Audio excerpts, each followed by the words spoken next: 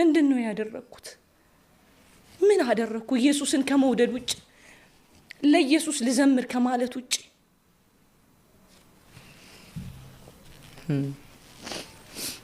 ባገኙኝ ቦታና ባገኙኝ ቦታ ሁሉን ማለት አልችልም። ሁሉም ኦርቶዶክስ ቤተክርስቲያንን ስለማይወክል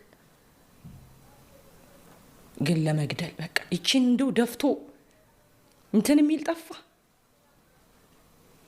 እና ሞዬ ነው በቃ ሁሉን ነገር ያደርጋል ወጥቶ። ባለቤቴ መኳንንት አንድም ነገር ውስጥ አልገባም። ጸጉር ቤትም ሲሄድ እሱ ያደርሰኛል፣ ከበር ይቀበለኛል። ቤት ኪራይ የሚከራየው እሱ ነው። እኔ እንዳለው ሲታወቅ እንዴት አይነት ጥላቻ መሰለሽ! ወዲያ በቃ ያስወጡናል። ገበያ መገበያት አልችል በገንዘቤ። እንግዲህ አስቢ የነበረ ጥላቻ ልነግርሽ አልችል። እና ግን ይሄ ሁሉ ጥላቻ ወደ ኢየሱስ እያስጠጋኝ፣ ወደ ሐሳቡ እያስጠጋኝ፣ ወደ ፍቅሩ እያስጠጋኝ፣ ደግሞ የእውነት ብቸኛ እውነተኛ ወዳጅ ኢየሱስ ብቻ እንደሆነ እያሳየኝ፣ ምድረ በዳይ በሆነ ጊዜ ያ ሁሉ ያጨበጨበልኝ ሰው አልደረሰልኝም።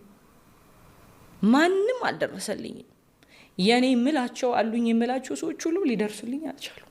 ግን አብሮኝ የነበረው ረዳቴ ግን ኢየሱስ እያሳመነ እኔም ደግሞ ለሱ ለመኖር እየቆረጥኩኝ ማለት ነው። ለምን አልሞትም?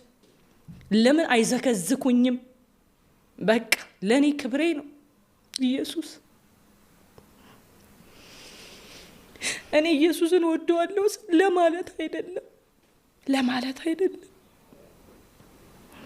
እዛ ድረስ ጥርሴን ነክሼ ወደፊት ሄድኩ ማለት ነው።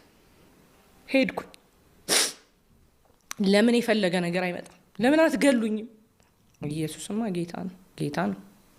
በሱ ጉዳይ ወደ ኋላ አይደለም። ምንም ሊፈጠር ይችላል።